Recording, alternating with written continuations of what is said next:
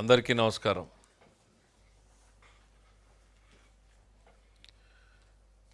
ఇప్పుడే ముఖ్యమంత్రి గారు రివ్యూ అయిన తర్వాత బయటకు వచ్చిన తర్వాత జగన్మోహన్ రెడ్డి గారు ఏం మాట్లాడారు ఏంటి అనేటువంటిది మా వాళ్ళని అడిగితే ఏం మాట్లాడారు ఇచ్చారు.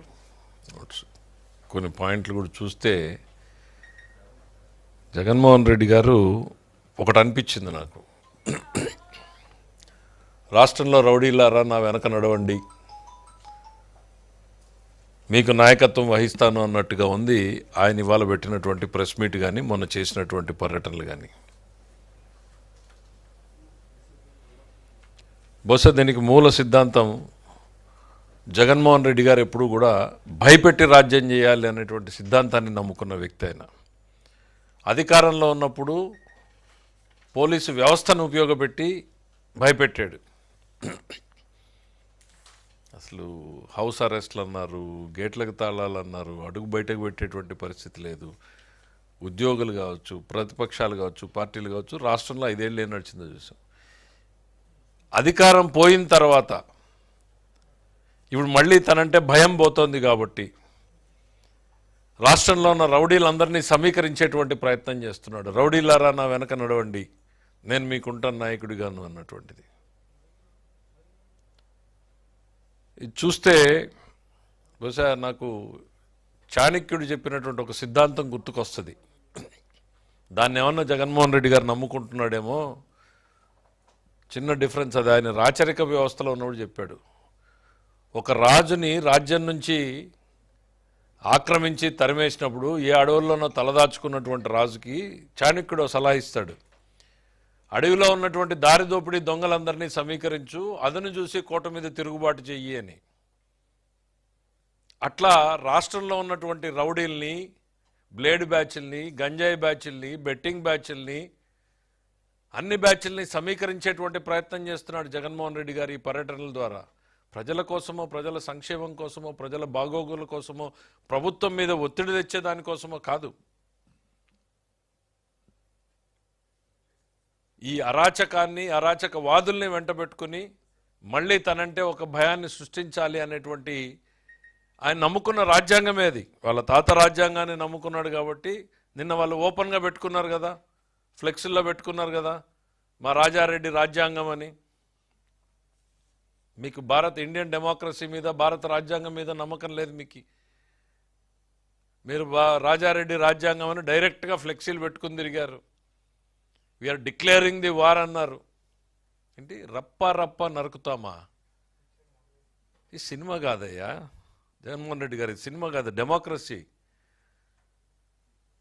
కానీ మీ భాషా భావం, మీ మనసులో ఏ రకమైన ఆలోచనలు ఉన్నాయనేది బయటపడతా ఉంది. కరెక్ట్గా సంవత్సరం కూడా కాల ప్రజాస్వామ్యంలో అరాచక పాలనని రప్ప రప్ప నరికేసి ప్రజలు. అది ఆ వర్డ్ కరెక్ట్ డెఫినేషన్ ఏమైనా తెలిస్తే అది. మీరు ఓటమి నుంచి కూడా ఏమీ పాఠం నేర్చుకున్నట్లు లేదు. ఎందుకు ఓడిపోయామనేటువంటి ఆలోచన మీరు చేసుకున్నట్లు లేదు. ఎందుకనంటే మీరు పోతున్న పంతం మళ్ళీ అట్లానే ఉంది. అప్పుడు పోలీసు వ్యవస్థను ఉపయోగించి అరాచకం చేశారు. ఇప్పుడు రాష్ట్రంలో రౌడీలందరినీ సమీకరించి, అదేదో సినిమాలో ఉంది కదా, అందరినీ సమీకరించి ఒక నగరం మీద పట్టు కోసం ప్రయత్నం చేసినట్టు నువ్వు ఈ రాష్ట్రం మీద భయపెట్టి నడపాలనుకుంటున్నావు. ఇక్కడ ఉన్నది చంద్రబాబు గారి ప్రభుత్వం.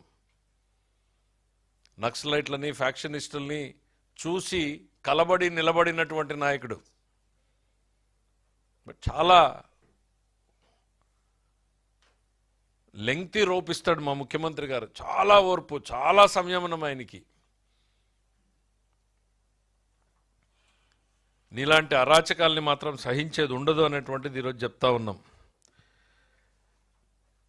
ఇవన్నీ కూడా చాలా ఆర్కెస్ట్రాడ్. మీరేవో మీ టూర్లో రప్ప రప్ప నరికేస్తామనంటే సంతోషం అంటావు నువ్వు. ఒక మాజీ ముఖ్యమంత్రిగా నువ్వు ప్రెస్ మీట్లో దాన్ని ఖండించాల్సింది పోయి, ఇది మాకు సంబంధం లేదు, ఈ ఆలోచన కాదు, ఇది మా భావజాలం కాదు అని చెప్పాల్సింది పోయి, సంతోషం నరికేద్దాం అంటున్నాడు కదా, సంతోషం అంటున్నాడు అని అంటే ఏం చెప్పదలుచుకున్నావు సమాజానికి? హింసని ప్రేరేపించడం కాదా?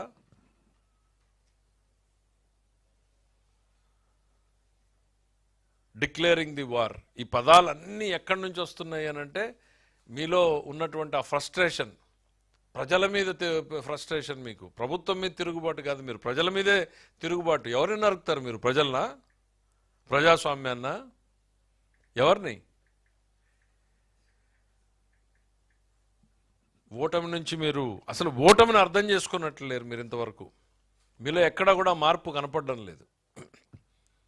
ఒక రాజకీయ నాయకుడు ఓటమి తర్వాత సమీక్ష, అంతర్మదనం జరుగుతుంది, సమీక్ష జరుగుతుంది, ఎన్నో మార్పులు వస్తాయి. కానీ మీలో ఎక్కడా కూడా మార్పు అనేది ఎక్కడా కూడా కనపడడం లేదు. ఏం చేశారు మీరు? తెనాలికి వెళ్ళి మీరు పరామర్శించింది ఎవరిని? 9 కేసులు 10 కేసులు ఉన్నటువంటి రౌడీ షీటర్లని. అవి ఏమన్నా మేము పెట్టామా? మీ గవర్నమెంట్లో మీరున్నటువంటి టైంలో మీరు పెట్టినటువంటి కేసులే కదా. ఏం మెసేజ్ ఇచ్చారు సమాజానికి? దాని తర్వాత పొదిళ్ళలో రైతుల పేరు చెప్పి మీరు చేసినటువంటి అరాచకం ఏంటి? మహిళల మీద మీరు సృష్టించినటువంటి తీవ్రమైనటువంటి దాడులు ఏ రకంగా ఉన్నాయి? ఇక నిన్నటికి నిన్న నాగమల్లేశ్వరరావు గారి పేరు మీద చనిపోయిన సంవత్సరం తర్వాత విగ్రహ ప్రతిష్ఠ కోసం మీరు ఏదో వచ్చామని చెప్పి 2 చనిపోయారు మీ పార్టీ వాళ్ళు. కనీసం బండాపి నిలబడి వాళ్ళ పరిస్థితి ఏందని పలకరించావా? కర్కశ హృదయం మీది. ఒక్క సెకండ్ కూడా ఎవరు మీ వాళ్ళు ఆపలా. అతను కింద పడితే ఎత్తి అతను ఆడ రోడ్ డివైడర్ మీద పడేసి వెళ్ళిపోయారు. మళ్ళీ మా ప్రభుత్వం అతను 108 సర్వీసెస్ పంపించి హాస్పిటల్కి చేర్చింది, కానీ ప్రాణం పోయింది. 2 ప్రాణం పోతే కనీసం వాళ్ళని ఏంటి అనేటువంటి పరామర్శించేటువంటి ఓపిక లేదు. కానీ సంవత్సర క్రితం చనిపోయినటువంటి అదేంటి మళ్ళీ మా పాపం అంట. పోలీసులు బెదిరించారంట. ఎవరయ్యా గవర్నమెంట్లో ఉన్నది ఆ రోజున? ఎఫ్ఐఆర్ పెట్టిన రోజున గవర్నమెంట్లో ఉన్నది ఎవరు? జగన్మోహన్ రెడ్డి గారు. ద ఎఫ్ఐఆర్ కాపీ ఇది. 5/7/2024 జగన్మోహన్ రెడ్డి గారే ఆపద్ధర్మ ముఖ్యమంత్రి. కౌంటింగ్ రోజు, కౌంటింగ్ తర్వాత రోజు జరిగినటువంటి సంఘటనలు ఇవన్నీ కూడా. బెట్టింగ్ కట్టాడు, బెట్టింగ్లో డబ్బులు ఊర్లో వాళ్ళందరూ వచ్చి ఆయన మీద తిరుగుబాటు ఏదో చేస్తే ఒకరు మీద ఒకరు పోయి పోలీస్ స్టేషన్లో కంప్లైంట్లు ఇచ్చుకున్నారు. మీ ప్రభుత్వంలో నువ్వు ముఖ్యమంత్రిగా ఉండగా జరిగినటువంటి సంఘటనలకి మేం బాధ్యులమా? మాకేం సంబంధం? నీకు అంత సంవత్సరం తర్వాత విగ్రహాన్ని పెట్టి ప్రేమను కనపరుస్తూ ఉన్నావు. మరి సొంత బాబాయ్ కుటుంబాన్ని పరామర్శించలేకపోయావు. 5 ఏళ్ళు 6 ఏళ్ళు అయిపోయినా బాబాయ్కి కూడా ఓ విగ్రహాన్ని పెట్టించుండొచ్చు కదా. విగ్రహాల పేరుతో పర్యటనలు చేసినటువంటి చరిత్ర మనకు ఉంది కదా. ఈ రాష్ట్రం మొత్తం మీద విగ్రహాలు పెట్టే పేరుతో రాజకీయం చేసినటువంటి చరిత్ర మనకున్నప్పుడు మరి ఆ సొంత బాబాయ్ కుటుంబాన్ని కూడా పరామర్శించి ఉండాల్సింది, ఆయనకు కూడా విగ్రహాన్ని పెట్టి ఉండాల్సింది. మీ ఆలోచనల్ని ఆ వేదిక ద్వారా ప్రజలతో పంచుకో ఉండాల్సింది. మీ బాబాయ్ పట్ల, బాబాయ్ కుటుంబం పట్ల, ఆ సంఘటన పట్ల మీ అనుభవాలు ఏంటి, మీ ఆలోచనలు ఏంటి అని. ఈరోజు నాగమల్లేశ్వరరావు గారు వేదిక మీదకి వెళ్ళి కులాల ప్రస్తావన ఎందుకండి? ఒక ముఖ్యమంత్రిగా ఉన్నప్పుడు మీరు అట్లే చేశారు. మాజీ ముఖ్యమంత్రిగా ఉన్నప్పుడైనా మీరు మారుతారనుకుంటే ఇప్పుడు అట్లానే మారుతా ఉన్నారు. నాని అమాయకుడు, వంశీ అమాయకుడు, జోగి రమేష్ అమాయకుడు, తన పిఏ ధనంజయ రెడ్డి అమాయకుడు, నాగేశ్వర కేఎన్ఆర్ అతను అమాయకుడు, చెవిరెడ్డి భాస్కర్ రెడ్డి అసలు నోట్లో నాలుక లేని వ్యక్తి అమాయకుడు. అరే పోలీస్ స్టేషన్లోకి వెళ్ళి పోలీసులు ఎదురుగా దురుసు ప్రభుత్వం చేసినటువంటి వీడియోలు సాక్ష్యంగా ఉంటే వీళ్ళందరూ అమాయకులు అంటే ఇంకా నువ్వు భ్రమల్లో ఉన్నావా? నువ్వు చెప్పే మాటలన్నీ నమ్ముతారు అని జగన్మోహన్ రెడ్డి గారు. ఈ ప్రభుత్వం ఎక్కడ కూడా పరిధి దాటి పనిచేయట్లా. మేము మీలాగా పనిచేయాలనుకుని ఉంటే నీ బెంగళూరు ప్యాలెస్ నుంచి నువ్వు ఆంధ్రప్రదేశ్ రాష్ట్రంలోకి అడుగు పెట్టేవాడివి కాదు. పవన్ కళ్యాణ్ గారు వస్తే మీరు అడ్డుకున్న రోజుల్ని మర్చిపోయారా? చంద్రబాబు నాయుడు గారు ఎయిర్పోర్ట్లోకి వెళ్తే ఎయిర్పోర్ట్ రన్వే మీద దించింది మర్చిపోయారా? చంద్రబాబు నాయుడు గారి ప్రభుత్వం ఉంది కాబట్టి నువ్వు రాష్ట్రంలో స్వేచ్ఛగా తిరగలుగుతున్నావు. కాకపోతే సుప్రీంకోర్టు, హైకోర్టులు చెప్పినట్టుగా ప్రజల జనజీవన విధానానికి భంగం కలగకుండా, శాంతి భద్రతలకు విఘాతం కలగకుండా మిమ్మల్ని తిరగమని చెప్పి మాత్రమే మా ప్రభుత్వం ఆర్డర్స్ ఇచ్చింది. 100 మందితో వెళ్ళమంటే మీరు ఏం చేశారు? రండి రండి రండి రండి అని ఆర్కెస్ట్రా ఒక కాల్ సెంటర్ పెట్టి అందరికీ ఫోన్లు చేసి ఇన్ఛార్జీలు పంపించి ప్రతి కాన్స్టిట్యున్సీలో నుంచి ఇంతమంది రావాలి అని చెప్పి టార్గెట్లు పెట్టి రోడ్డు ఎక్కాలి అని చెప్పి ఇది హింసను ప్రేరేపించడం కాదా? కొమ్మినేని శ్రీనివాస్ గారు అమాయకుడు, ఆయనకి ఏం తెలుసు? ఆయనకి ఒక్కసారి ఆ సంఘటన మొత్తం ఇంట్లో ఉన్నటువంటి ఆడబిడ్డలను అడగండి జగన్మోహన్ రెడ్డి గారు, దాన్ని సమర్థిస్తారేమో.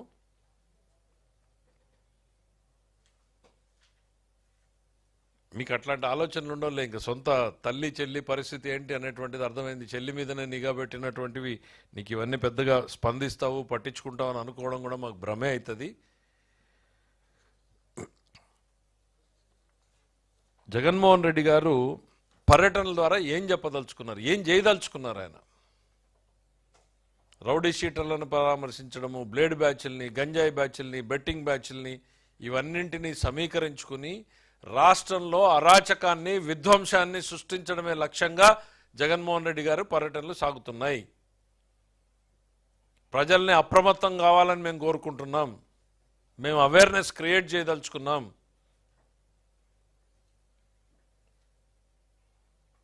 తన చుట్టూ ఒకవైపు ఓటమి భారం, మరోవైపు తనను వీడిపోతున్నటువంటి అనుచరగణం, మరోవైపు చుట్టుముడుతున్నటువంటి కేసులు, ఇంకా తన బలహీనపడిపోయి కుప్పకూలిపోతాననేటువంటి తరుణంలో ఈ రాష్ట్రంలో ఒక విధ్వంసాన్ని అరాచకాన్ని సృష్టించి దృష్టి మరల్చాలి అనేటువంటి ఆలోచనతోని. ఎందుకండి జగన్మోహన్ రెడ్డి గారు? తల్లికి వందనంలో మేము 15,000 రూపాయలు ఇస్తే మీకు కడుపు మంటనా? దీపం సిలిండర్లు ఇస్తే మీకు కడుపు మంటనా? డిఎస్సీలు పిలిస్తే మీకు కడుపు మంటనా? ల్యాండ్ టైటిలింగ్ యాక్ట్ రద్దు చేస్తే మీకు కడుపు మంటనా? లేకపోతే పేదవాడికి ఇంత అన్నం పెడితే మీకు కడుపు మంటనా? ఏం చేశాం? మేమేం చేశాం? మేము చేసింది మంచి పనులే కదా. వేల లక్షల కోట్ల రూపాయలు పెట్టుబడులు వస్తున్నాయి, అది మీ కడుపు మంట. దానికి మందు లేదు జగన్మోహన్ రెడ్డి గారు. తాత్కాలికంగా ఏ జలుసులు లాంటివి తీసుకోవచ్చేమో కానీ రాజకీయంగా ఇట్లాంటి దుర్మార్గపు ఆలోచనలు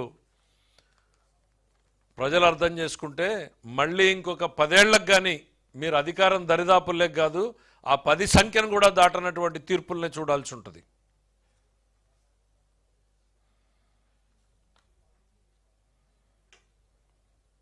ఇంకా ఏంటి, వాళ్ళంతా అమాయకులని చాలా పెద్ద లిస్టు చెప్పాడు. వాళ్ళ మీద అక్రమ కేసులు పెట్టారు అనేటువంటిది. ఒక్కసారి గుర్తు తెచ్చుకోండి జగన్మోహన్ రెడ్డి గారు.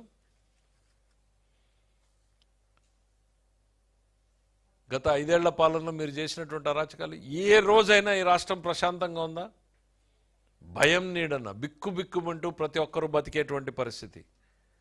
ఒక రాజకీయ పార్టీగా తెలుగుదేశం పార్టీ, కూటమిలోని పార్టీలు ఈ రాష్ట్రంలో పోరాటాన్ని కొనసాగించాయి. ప్రజాస్వామ్యాన్ని నిలబెట్టడానికి ప్రజలు సరైనటువంటి నిర్ణయాన్ని తీసుకున్నారు.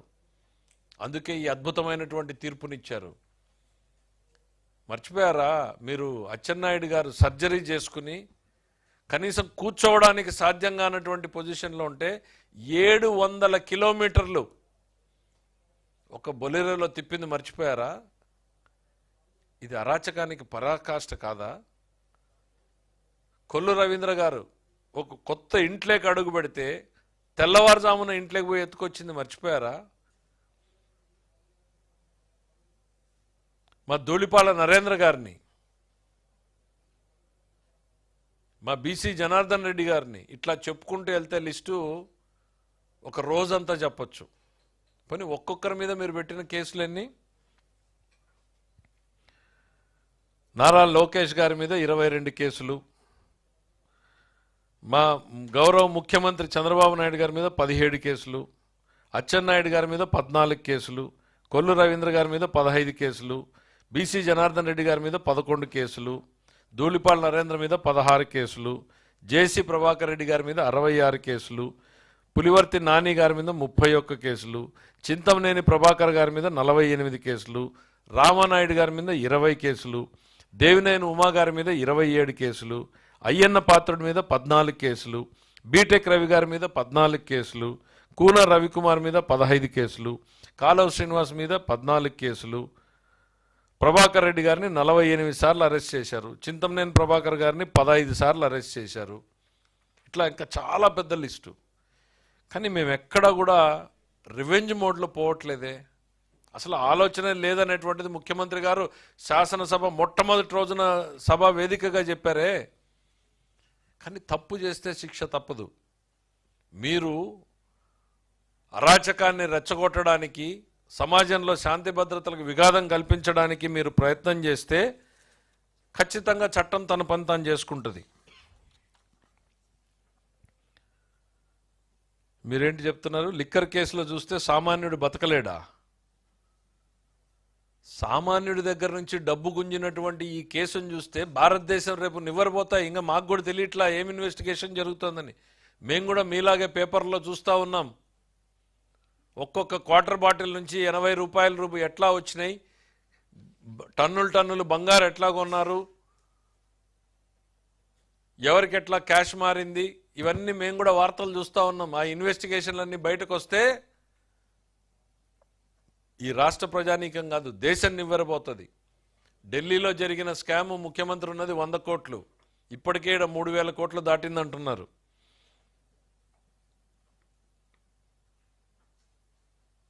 సంక్షేమ పథకాలతో నిలువున మోసం చేశారు. ఎందుకయ్యా? అన్నీ ఇంప్లిమెంట్ చేశాం కదా. ఇక మిగిలింది మాకు ఆర్టీసీ బస్సు, దానికి కూడా ఆగస్టు 15th పెట్టాం. అన్నదాత సుఖీభావకి డేట్ ఇచ్చేశాం. అన్ని హామీలు మొదటి సంవత్సరంలోనే అమలు చేశాం కదా. ఏదో జరుగుతోంది అనేటువంటి ఒక భావాన్ని కల్పించి నిన్ను నువ్వు కాపాడుకునే దానికి మీరు చేస్తున్నటువంటి ప్రయత్నం ఇది.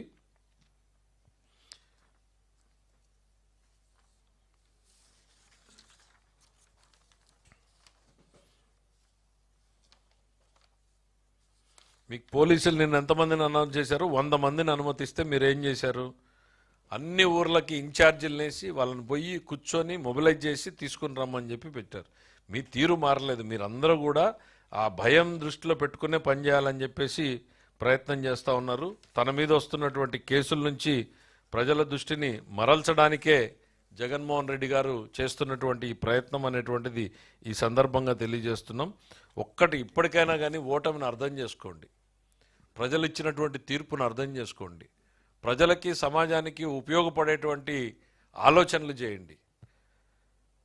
మా ప్రభుత్వం చాలా డెమోక్రటిక్గా పనిచేస్తుంది చంద్రబాబు నాయుడు గారు. కానీ గుర్తుపెట్టుకోండి, రాష్ట్రానికి ప్రమాదకరం అన్నటువంటి నక్సలైట్ల పట్ల కఠినంగా ఉన్నటువంటి పరిస్థితులు ఉన్నాయి. ఫ్యాక్షనిజాన్ని రూపుమార్పినటువంటి నిబద్ధత చంద్రబాబు నాయుడు గారికి ఉంది. చాలా ఓపికగా ఉంటాడు, సహనంగా ఉంటాడు. కానీ అరాచకాన్ని, విధ్వంసాన్ని మాత్రం టాలరేట్ చేసే పరిస్థితి ఉండదు. కేవలం జగన్మోహన్ రెడ్డి గారి పర్యటనలన్నీ కూడా రాష్ట్రంలో రౌడీలారా నా వెనక రండి, నేను మీకున్నాను అని ఒక భరోసానిచ్చే కార్యక్రమంతో రాష్ట్రంలో విధ్వంసాన్ని సృష్టించి, అరాచకాన్ని సృష్టించి తన మీద చుట్టుముడుతున్నటువంటి కేసుల నుంచి దృష్టి మరల్చుకోవడానికి చేస్తున్నటువంటి ప్రయత్నాలే ఈ పర్యటనలు. Thank you.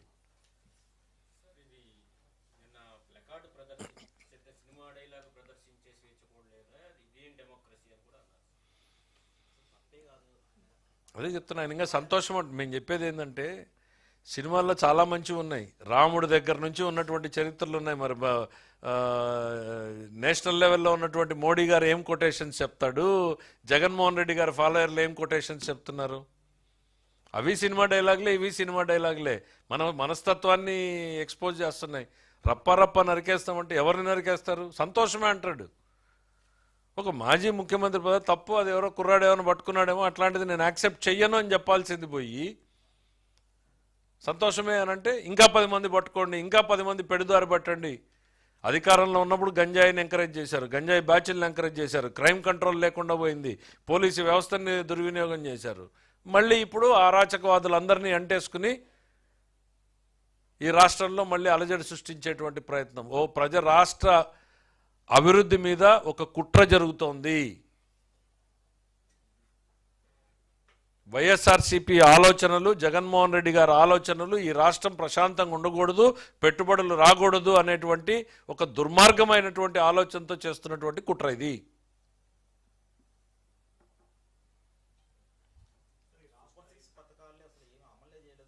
నేను కాదమ్మా, కళ్ళ ముందే చెప్పి మీకు లిస్టే చెప్పేశాం కదా సూపర్ 6. ఇంకా మేము డేట్లతో ఇప్పుడు 15,000 ఇచ్చింది అబద్ధమా?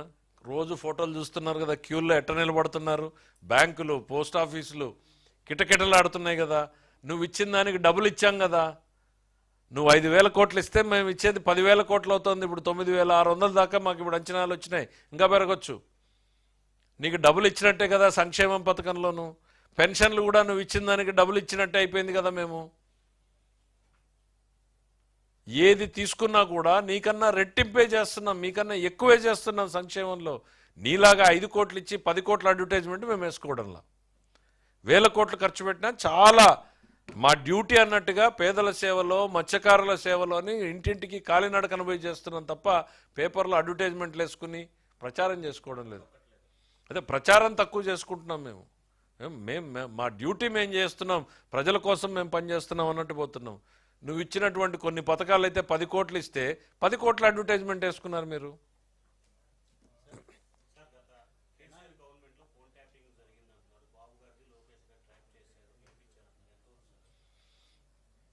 ఇప్పుడు ఆ గవర్నమెంట్ చేసింది, అక్కడ ఇన్వెస్టిగేషన్ వేశారు కాబట్టి సిట్లో వెలుగులోకి వస్తున్నాయి. చెల్లెలు కన్ఫర్మ్ చేసింది, అవును నిజమే ఇవన్నీ కూడాను ట్యాపింగ్ జరిగింది, నా అనుచరుల్ని బెదిరించారు, నా దగ్గరికి రాకుండా. ఇవన్నీ ఏం చూపిస్తున్నాయి అని అంటే మనిషి యొక్క అభద్రతా భావాన్ని సూచిస్తాయి. జగన్మోహన్ రెడ్డి గారి అభద్రతా భావం ఎటువంటిది అంటే సొంత చెల్లెల మీద కూడా నిఘా పెట్టుకునేటువంటి అభద్రతా భావం. మనకి ఇది ఎప్పుడు కనపడుతుంది? ఢిల్లీ పాలించినటువంటి సుల్తానుల టైంలో కనపడుతుంది. ఈ కుటుంబంలోనే 17 మంది సోదరీమణుల్ని చంపుకున్నటువంటి చరిత్రలు ఉన్నాయి మనకి ఢిల్లీకి. సో అట్లాంటి హిస్టరీ కనపడుతుంది. కుటుంబంలో రప్ప నరికేస్తామంటే ఒకటి చూసాము, గొడ్డలి పోటుని చూసాము, మళ్ళీ తల్లిపోటు చెల్లిపోటుని చూసాము. సో ఇవన్నీ కూడా పార్ట్ ఆఫ్ హిస్ హిస్టరీ. ఆయన అభద్రతా భావంలో నుంచి వస్తున్నటువంటి ఆలోచనలు ఇవన్నీ. ఏమైతే మాకు అట్లాంటి ఆలోచనలు ఏముండవు.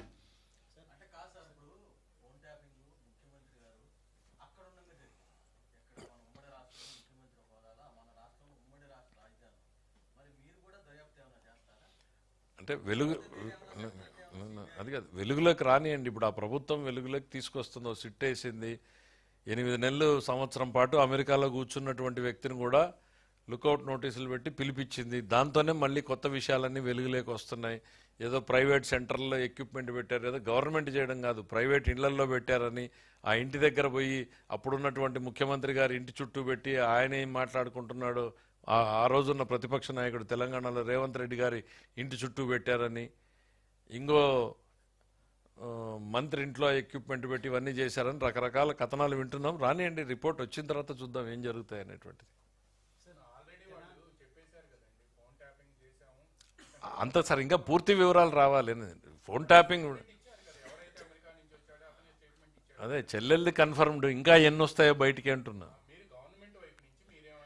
చూద్దాం, అంటే ఫుల్ రిపోర్ట్ రానియండి. ఇప్పుడు మీ కథనాల ద్వారానే మేము కూడా తెలుసుకున్నాం. Let the total details come out. Appropriate టైంలో ఏం చేయాలో చూద్దాం దాని మీద.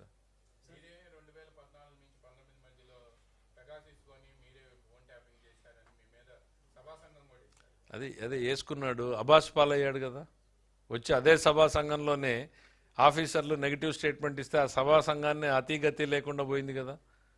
ఓ హంగామా చేసి ఏమేమో చేశాడు. అది ఉంటే కదా, అసలు ఏమీ లేదు కాబట్టి ఆఫీసర్ల స్టేట్మెంట్లు ఇచ్చేటప్పటికి మడిచి ఆ సభా సంఘాన్ని కూడా చుట్టపుట్టేశారు.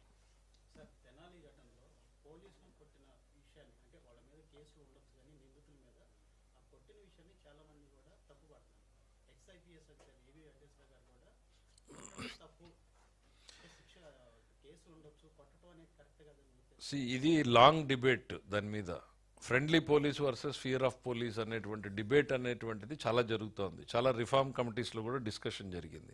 పోలీసులు ఎంతవరకు ఫ్రెండ్లీగా ఉండాలి, ఎంత మేరకు పోలీసులు అంటే ఫియర్ ఉండాలి అనేటువంటి చర్చ. బేసిక్గా కొట్టడం అంటే చంపే ఉద్దేశం కాదు, సమాజంలో కాస్త భయపెట్టేటువంటి ప్రయత్నం. నేను అనేది దాన్ని సమర్థిస్తున్నానా ఇంకోటి అనేటువంటిది కాదు, ఈ డిస్కషన్ ఉంది అనేది చెప్తా ఉన్నా.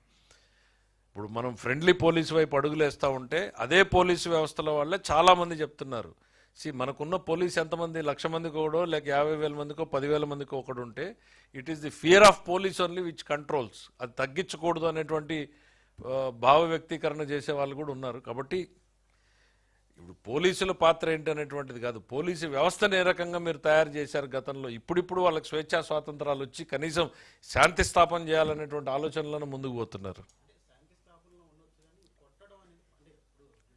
అంటే ఆ స్పెసిఫిక్ ఇన్సిడెంట్ మీద నేను అంత డీటెయిల్గా పోలేదు, కానీ బేసిక్గా పొలిటికల్ యాక్టివిటీలో జగన్మోహన్ రెడ్డి గారు ఏమి సందేశాన్ని ఇస్తున్నాడు అనేదే మనకు most important lesson for the day. Thank you.